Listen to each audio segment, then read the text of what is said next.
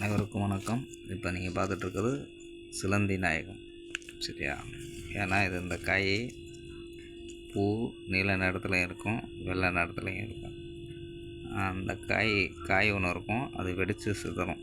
அந்த காயில் மொக்கு இப்படியே தான் இருக்கும், சரியா? இலை இப்படி இருக்கும். முழுச்செடியும் இப்படியே காட்டுறேன். இது இலையை நல்லா பார்த்துக்குங்க. இதுதான் சிலந்தி நாயகம். நகைச்சுத்து வந்துருச்சுன்னுட்டு எல்லாரும் கஷ்டப்பட்டுட்ருப்பீங்க.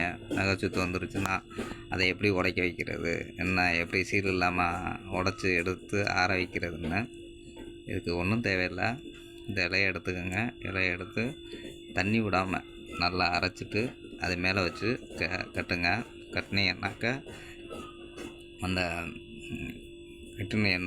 அந்த கட்டி உடஞ்சிரும். இதை 2-3 நாளைக்கு கட்டணும். கட்டிக்கிட்டு வந்தீங்கன்னாக்கா அந்த கட்டி உடஞ்சி அந்த சீல், அந்த ரத்தம் எல்லாத்தையுமே வெளியேற்றிடும். நகைச்சுத்தும் உடனே மறைஞ்சிரும்.